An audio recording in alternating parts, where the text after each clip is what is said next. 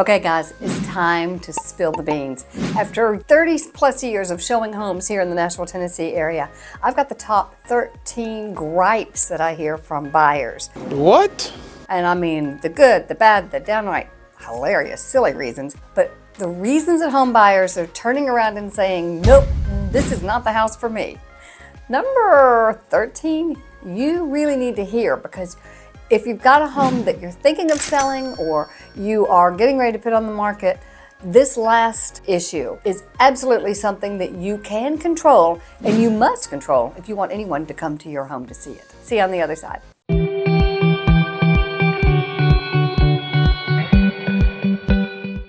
Yeah, these aren't just random complaints. These are things that I hear over and over again when you're selling your home. If you're thinking of selling in the next 6 months to a year, or if you're building a home but with the intention of making sure that it is something that buyers are going to want, then this is going to be very important to you. And I'd love to hear, are any of these things that you find really obnoxious or really top reasons that you don't want to buy a home? I'd love to hear. What are your number 1, 2, 3 reasons that when you look at a home, you immediately know this isn't for me? Number 1, no secret, location, location, location. We've heard it all before.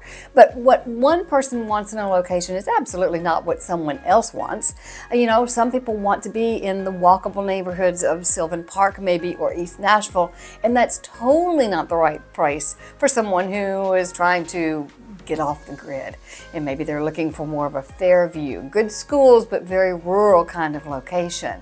So the location is super important, and what's right for one is not right for all. But I will tell you, most of the market here in Nashville is looking for a combination of the two. Not tight, densely built homes, but also not rural, because they really want to get to the big box stores and the Home Depots or the Whole Foods or Trader Joe's, especially those coming from the West. That Trader Joe's is really important. I've had several people say, I've got to be about 15 minutes from Trader Joe's, maybe 30 minutes from the airport max, but Trader Joe's and Home Depot and these stores that they're used to are very, very important to them. What does most of the market want? That convenience, but they also don't want the traffic. So gotta weigh these things. Number 2 is the floor plan. People either want a very definite floor plan of the open concept, and I know you know that's been super popular in the last several years.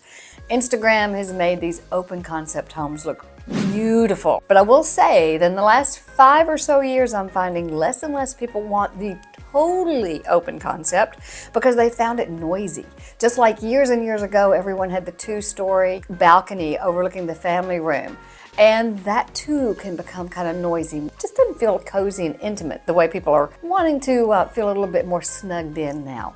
So some of this open concept that people have wanted for years and years is feeling too big, is feeling too cavernous. I'm hearing more and more that people want the ability to have a formal dining room for certain months of the year. They wanted the ability to kind of close down rooms a little bit, more privacy. So you've either got the open concept group or the want some more intimacy and privacy group, and I am finding people are moving a little bit more to the middle of that transition phase. But your floor plan is super important. If you're looking for families with children and that's who you think your buyer is going to be, there's still more to the open concept. If you think your home is more going to be toward someone who is maybe got older children or maybe more like empty nesters, they're wanting some privacy. I've just recently heard some families said they have to have 2 different TV spaces, and one person tends to turn their hearing aids up way high, so the volume is huge. That open concept does not work for them at all. Who is going to be the buyer for your home in your location? That floor plan is going to be super important. Number 3, this one is one of my pet peeves actually. Mismatched flooring. Look, there's nothing that makes a home seem disjointed, seems a little haphazard. What were they thinking when you have maybe vinyl abut hardwood, which abuts tiles? Listen, keep your flooring as homogeneous as possible. People are no longer afraid of hardwood floors in their kitchens because how many times do you throw a pot of water on the floor and not even clean it up? That was always something somebody was worried about. Now, you probably don't want hardwoods in your bathroom around the shower area, but to continually switch flooring, especially as you've done additions, Older homes often have additions, and you're going to see carpet abut hardwood, abut a different type of hardwood, abut a LVP. There's nothing makes a home feel less thought out, less quality, less custom than having several different floors in the home, let alone abutting each other. So it distracts buyers. It makes them wonder what else has been done kind of haphazardly, and it's nothing you can hide. So if you're thinking about building a home, consider keeping everything very homogeneous as far as the floors go. If you are renovating, be sure to make it make sense and allow the eye to flow throughout the home. Super important. One of the first things anybody notices, one of the first things I can point out to you when I'm helping you look at a home is, okay, so this was an addition. You can tell this was done, and look at the way the floor is laid, and this is the time period this was done because this is the type of flooring people were using. Look, it's very easy to find quality materials and keep it consistent throughout your home. Different mismatched floors is a huge bell that I'm hearing many people mention. Ugh, that's awful. And you can fix that. Number 4, we all know this, deferred maintenance. Look, peeling paint, dripping faucets, creaky doors, doors that don't close all the way. Little things add up really fast. Because if you can obviously see this on your day-to-day traipse through your home, what are you also ignoring that shouldn't be ignored, that could be a huge problem continuously for a buyer? What is not visible? Look, it's so important. You hear us say it all the time. Staging, getting your home in great quality condition. Don't wait till the last minute. Don't wait till your house is going on the market in a month to paint that door, to keep it in good shape, to get rid of the creaks, to fix the doors that don't close and latch properly. Yes, it's going to show up on the inspection, but you've got to get the house to the inspection. And when people are starting seeing all this deferred maintenance, decks that are peeling, the boards are rocking or the boards are deflecting, these things people recognize. stair railings that are shaky as we hold those stairs to walk upstairs. Garage floors, those steps that aren't looking good, that totally have handprints and everything all over it. What else are you not taking care of that isn't visible? Look, deferred maintenance will kill immediately a house. First thing people do when I'm standing at that front door and unlocking the door for them is they're looking around. They're looking at the ceiling. They're looking at the beadboard that might be on the ceiling that's got carpenter bee holes in it. They're looking at the paint. They're looking at the weather stripping around the door. They got nothing else to do but find problems, fix that deferred maintenance. Number 5. You've heard this over and over again too. Bad paint choices. Okay, so I'm all for personality. But neon green in the living room and bright yellow in the dining room, just buyers immediately start calculating in their mind, how much is it going to cost to get this house the way I want it to be? They can't see their things in it because they're seeing your things in it. Even if they happen to love that yellow, it might not be the same fabric color as something that they've got. It's just live in the house how you want to live in it. But if you think you're going to be selling it in the next year, 2 years, please start neutralizing it. And when I mean neutralize, I mean white. It's boring. It's totally boring. Even you're going to see the paint colors of the year are no longer white, which is great. I love seeing homes that have some personality now. However, you are trying to get your home sold. You're trying to get your home ready for someone to want to purchase. They've got to see their things in that house. So in addition to decluttering, painting white. Nobody said I hate white. Nobody has once ever in 30 plus years said this house is so white. No. A white house allows them to see their things in it. It allows them to visualize those things in it. They don't immediately think I have to paint it and it's going to cost me a fortune. But I promise you, the red walls, the black walls, the green walls, and I had a black study and I loved it. But that costs a lot of money, to at least 3 coats to get it painted white. And if you don't happen to have a black loving walled buyer, they're immediately triple in their mind thinking what the costs are going to be. Look, white. I've got a list of things. I've got a prep for profit guide actually that you are welcome to have. I'll put it here in my show notes and take a look here if you happen to be watching on the phone. My prep for profit guide gives you ideas of things that you should be doing now, whether you're thinking of selling in 6 months or 4 years from now. Always keeping in mind updates, keeping things in good condition, but things that you should do that will help you make the most money from the money that you invest in a home to get it sold when you want to take that investment, take that equity, and go elsewhere. Paint white. Shoji white is one of my favorite. I've got in this list. I'll give you the paint list too if you'd like. A paint list of good neutral whites, not cold, not blue, not yellow, because again, natural light makes a big difference in these colors. So let's just get a nice warm neutral. Actually, probably see your home in a whole new light, but it's ready for a buyer.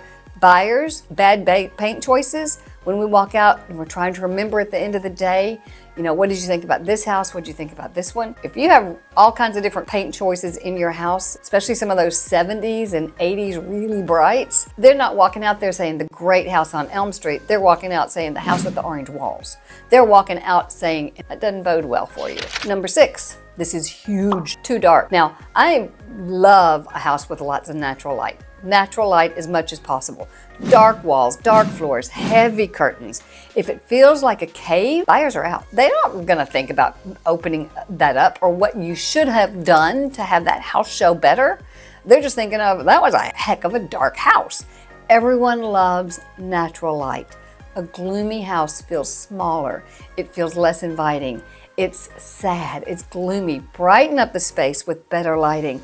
Lighter finishes on your fabrics, lighter finishes on your paint choices. Open up the windows as much as possible. Hang curtains, not to decorate the windows, but you really are decorating the walls around the window. Hang the curtains further out from the window. Let them stack back so you get every inch of all the natural light that you can get. Do not hang them down at the top of the sill. Raise them to the ceiling. I know you've seen all this before, but it makes a massive difference when a home has a lot of natural light. Then using other lights, not that ceiling light that makes all of us look terrible, but lamp light, maybe lower lights in the corners, lighting up plants, give it some life. There's so much, but a too dark house is really difficult to overcome. And when I'm going to a home that is dark, first thing I try to do is turn on all the lights, open up the curtains, do all that, open the blinds, take the blinds down, frankly, unless you're in a bedroom, and you take all that down, give it as much light as possible, and make sure that your realtor is going in. If you haven't done it yourself, open up everything before people come in that home, because the first impression of a dark house is impossible to overcome. Now you know this one's coming. Price. Buyers always have a budget. If the house doesn't match that budget, doesn't deliver the value in all the things that I've already mentioned. You know, it's got great light. It's not something that I'm going to spend another $20,000 before I move in, even to make myself happy with it. They'll let you know. They'll let you know if a house is overpriced really loudly. When you're competing with similar homes, every single detail matters, and you've got to justify your sticker price. You've got to know the homes that are on the market. You've got to know the prices of the homes that have sold. You've got to see how they stack up against yours, not just in location, but in all the things we've already talked about. And there's still so much more. Look, if your house goes on the market and you have very few showings in the first 2 weeks, 3 weeks, it's slowed a little bit. But if you don't have a lot of showings the very first couple weeks, you've lost your market completely. And it's probably because of one of two things: price, or the biggest thing that I'm going to tell you about last. So you have to stick to the end. Hey, if you're enjoying this and this is your first time finding me, I'm Susan Thetford. I'm a realtor here in the Nashville, Tennessee area. I have been a realtor for the last 30 plus years. I was just talking to one of my customers and they were asking me to count how many years, and now it's getting closer to 40. That's crazy. But I know a thing or two. I've showed these homes. I help buyers, I help sellers. And if you are considering a move to Middle Tennessee area or just want to know real estate type things, then feel free. Subscribe to the show every single week. I do a new video about all things Nashville, residential, homes, sales, investments, and purchases. Okay, so let's get back to it. The yard. If the yard is too small for the dogs, it's too big to mow, it doesn't have any privacy. Everybody's got an opinion on the yard. Some want a low maintenance space, while others dream of having a sprawling acreage. It's all about striking the right balance of your target market, which means you've got to know your target market. If your target market is empty nesters, I doubt seriously that they want 5 acres to mow. You've got to know your area, you've got to know your location, and you've got to know who the market is. But the yard is huge. I have shown many homes where the house was perfect. However, they wanted a walkout backyard for their children to be able to play. They wanted a walkout. They don't want to have to go downstairs to the basement to then let the dogs out the basement level because the deck deck is too high or there's no deck whatsoever. The yard is super, super important. A home that has a flatter backyard that's very, very usable, that's easy to cut, that's easy to mow, and has privacy, that's going to really help you pull that pricing up because you're giving a value. The yard is super important to pretty much everybody I've talked to. HOA restrictions. Some buyers love the idea of an HOA. Keeping it neat and tidy, giving rules to the neighborhood so you can't have junk in the front yard. They love that idea because they don't want to be the Karen going to tell you to clean up your yard. Others hear HOA and they say, no way. Not gonna do it. They want to paint their front door fuchsia and, or they want to put pink flamingos out in their yard if they want to. They want to work in that driveway because they like to tinker with and repair cars constantly, and that's not part of the HOA. Knowing how restrictive your HOA is, knowing the market and how many options people have to maybe buy a home without an HOA, or they really have no options for the convenience of living where you live. That all goes into your pricing, by the way. So if you're a buyer, you gotta know. If you want new construction here in the Nashville, Tennessee area, and you want a home that's built in the 90s or later, then you're gonna live in an HOA. Unless you have the big bucks and can move a little bit further out, basically gonna have an HOA here in the Nashville, Tennessee area. But if you don't want one, let your agent know that. They'll show you everything that doesn't have that HOA. You may well end up having to go to that to find the other things you need in a home. But a very restrictive HOA with a bad reputation, or when someone's driving through an area and it looks really, really junky, even if you have an HOA, that doesn't bode well for you. So know what you're living in if you're looking to sell a house, and know what you want if you're looking to buy a house. You know this one, the school district. This one is huge for families. Even if the house is perfect, the wrong school district is a deal breaker. Faster than you can possibly say zoning. Proximity to top-rated schools often tops the list, so research the local districts if you're moving with kids. Go to greatschools.org. Know what you can do. When I have my calls with potential movers to Nashville, if they have children, I ask always, what are your top 4 priorities in a neighborhood? When it's schools, then I need to know the budget. So many people are moving to the Nashville, Tennessee area because they want to come to an area that's a little bit more conservative. They want to get to the best school districts they can possibly get to, keep their kids in private schools. Now, with that in mind, there's definitely a hierarchy. Go to greatschools.org and you can do your own research. But knowing that and knowing the budget, I can help somebody immediately maybe discount 9 counties, other counties that are part of the Nashville SMSA. If you want the best school district and you also have a budget that can handle it, I know where I'm sending you.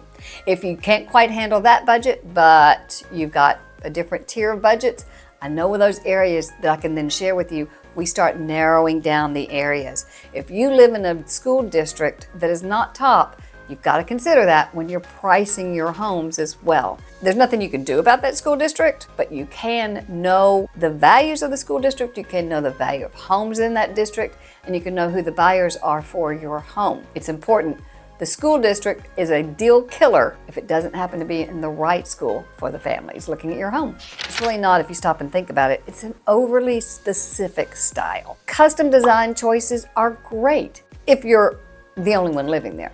But if you're trying to sell the house or you're thinking about selling the house and you have a very, very specific style throughout your home, you might want to consider making some changes. Or if you're building a home but with the intent of selling in a couple of years, you might not want to go overly nautical. You may not want to do, which is in a landlocked area like Nashville, all the ocean themes and the beachy stuff. It's just not specific. That's right, maybe down at 31A, down in Florida, and a condo. But it's not right here in Nashville. If you love it, go for the essence of what you like, maybe with a really pretty blue color in your bedroom. But the starfish and the starfish on the ceilings and all the kind of chi-chi custom designy kind of stuff that people seem to love, don't go over well. And the potential buyer is thinking in their mind, how much is it going to cost to get rid of all this stuff? I showed a home last week that had a lot of things that be very appealing. It was a great location, nice flat lot, a 1-story ranch.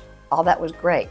But it had at the front hall, if you've seen many 70s homes, at the front hall it had a brick knee wall, and then it had an enormous aquarium. Now, those are kind of cool, maybe at a doctor's office. But how many people really want to take care of and maintain a giant aquarium, or even know how to do so? And, you know, what do you do with this brick wall that kind of keeps you from being able to get to the other room without going in and all the way around it? Now, of course, we called it the fishy house, and it was immediately ruled out because the cost involved with thinking about how to even get rid of that alone, and it was right at the front door, it just wasn't the right vibe. You know, I hate to have to say you need to vanilla-ize a home to sell it. Think of it this way. You're designing the home when it's time to sell it because you're leaving. So get your mind out of, I live here, I want it the way I want it. Get your mind into, I want as much money as possible, and these will help you a lot. Too many steps. We're all getting older. We baby boomers are all getting older and having mobility issues. Too many steps, steps from the garage, steps up into the front of the house, steps in the house. You know, we're going in, a lot of the 70s houses had the sunken living rooms. That's becoming a popular concept that designers are talking right now, and I beg you don't that house. It's too specific. It's hard to place furniture, and for the person who might have visual issues or mobility issues, to have to step up and step down and step at different levels of the house just in the living spaces of that house. One, for somebody with vision issues, that's a danger. That's a falling danger, not expecting it. The other is with mobility issues, that too is a falling issue. Ranch homes are really a hot commodity right now. Typically, they may not be the style that people love, but they have the larger lot size. They typically have more land, so they got more privacy, but everything all on one level is appealing to both families with children because a one-level home lives bigger than the same size and square footage of a two-level home, but also because as we boomers have gotten older, we're staying in place. We don't want to leave our homes, and if it's all one level, maybe we need to change the bathroom a little bit so it's got a zero shower, no steps to the shower, or a different type of bathtub, because many people, you got the grab bar, but those are easier to keep all ages ability to live there. Home with too many steps, especially up that front steps to the house. If it's more than 4 or 5, that's often a big issue for my buyers. Also, if it has too many steps from the garage up into the house. Now, I know that many people love basements if they happen to come from other areas of the country where they're used to basements. We don't have that many here. And when we do, that could be a plus, but consider putting an elevator in if you are building a house. Consider, even if you don't put an elevator in, make an area that could have an elevator shaft such that someone could put it in without tearing your house apart.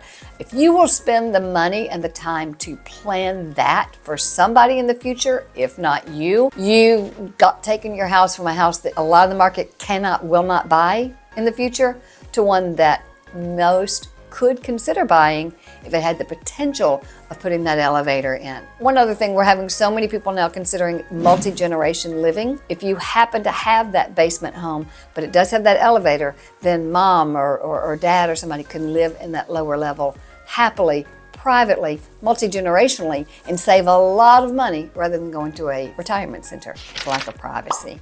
Nobody wants to feel like they live in a fishbowl and the neighbor's windows looking straight into your kitchen. Maybe not. Or the backyard where all the homes are much taller and they're looking down into yours. Maybe their deck is up on that second level and they're looking down into your yard. It just doesn't give you the right vibe of privacy and having your own oasis. That's going to be a negative. Sometimes you can do things about that with greenery, with planting some trees. And again, if you have a new home and it doesn't have that privacy, one day you're going to sell it. Work continually on adding some landscape to give you some of the privacy that you want both in your home and your neighbors will also approve of as well. But buyers always want to feel like they live in their own world, not on display for the whole neighborhood. Nobody is going to come and look at your home to even find any of these details unless you have. Nobody is going to come and look at your home to even find any of these details unless you have phenomenal pictures. You've heard this. People eat first with their eyes. If the plate looks sumptuous, that's the first thing that gets your juices flowing. Unless your pictures online, on the MLS, through Redfin or however you look at pictures of homes, and you know you do it. You sit all night long and you just look at pictures. That's how you first get excited about looking at a house. If the house is phenomenal, but it has terrible pictures, if the lights are down, if it's dark, if the bed's not clean and fresh and looks like hotel ship shape, if everything doesn't look wonderful from the pictures, no matter how great that house is, people don't come see it. They're just not going to. Your first showing of your home is going to be through the pictures on the MLS service. So, unless it's an exquisite bathroom, probably don't take a picture of the bathroom. I mean, the primary bath, you need a picture of. But the secondary baths that might be kind of dark, probably not going to be one of your better pictures, especially if it's got pink and green tile, because people are going to think, I've got to renovate that house. Look, I can overcome that if people actually have come to see the house because it meets all the other needs. I can't overcome it from the pictures because we don't even know who's seen it and said, nah, not going to happen. Phenomenal pictures is the #1 key, and that's how people first see your home. The rest of these things are also super important, but you know what? You've lost it online if you don't have those great pictures. So professional photography, 100% is something you need to have, whether you're selling through a realtor like me, or whether you're selling it for sale by owner. People see the pictures first and decide whether to come see the house next. You need to be one of those that is chosen to see. So whether you're planning on moving next week or next year, go ahead. It's never too early to plan. Let's set up a phone conversation. Let's talk about your needs, what you want in a home, what you want in a community. But if it's a little early, be sure to grab my relocation guide. That'll help get you started on learning areas, suburbs, school districts, all the things. See you next week.